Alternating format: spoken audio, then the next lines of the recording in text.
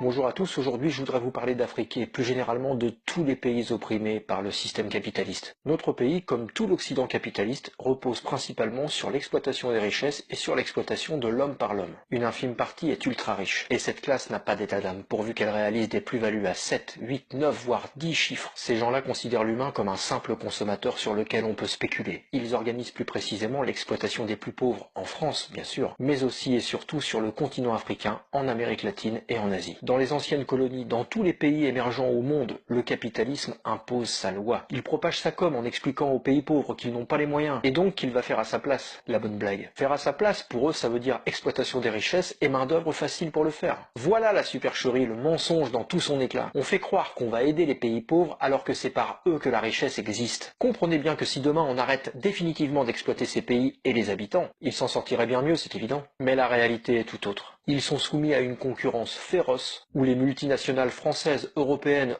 occidentales les écrasent. Alors ils exploitent quoi ces margoulins? Eh bien, les fruits exotiques, le café, le chocolat, l'uranium, le cobalt, le diamant. L'Afrique et les pays émergents sont riches, mais pour l'instant riches au service des richesses de notre culture capitaliste. Un pur scandale mondial en quelque sorte. Posez-vous la question suivante. Si tous les pays émergents pouvaient vendre eux-mêmes à des prix décents leurs richesses, que se passerait-il? Eh bien évidemment, le dynamisme économique, l'organisation sanitaire, les conditions sociales se développeraient. La vie serait bien meilleure, et les peuples n'auraient plus besoin de quitter leurs terres en quête d'un monde meilleur. Car ne croyez jamais qu'un homme s'exile pour le plaisir. Lorsqu'il se retrouve aux portes de l'Europe dans des conditions abominables, comme on le sait, il le fait parce que d'où il vient, c'est la guerre, ou la famine, ou bien les deux. Et bien souvent, ce qui crée le chaos chez lui, c'est le capitalisme. Mais qui sommes-nous, nous les Occidentaux, pour ravager des territoires entiers au mépris des exigences écologiques, sanitaires et humaines? Qui sommes-nous pour exploiter en toute impunité des pays entiers, sans nous acquitter évidemment de l'impôt local, et en nous enrichissant impunément des richesses des autres? Comment peut-on à notre époque laisser le monde industriel, sous couvert des États occidentaux, maintenir et développer la pauvreté en Afrique? Comment peut-on laisser développer sur le dos des plus pauvres l'opulence de quelques gangsters nantis de la finance? Comprenez alors combien cette attitude génère de la colère chez ceux qui sont les victimes de cette exploitation sans nom. Comprenez que nous ne sommes pas les gentils petits Français exemplaires et vierges de toute agression dans ce bas monde. Comprenez alors que l'immigration en Europe est le résultat de la violence d'un système qui n'hésite pas à plonger les peuples dans la misère, si c'est pour développer ses profits. Arrêtez de saigner l'Afrique. Arrêter de saigner l'Afrique, c'est comprendre le monde d'aujourd'hui.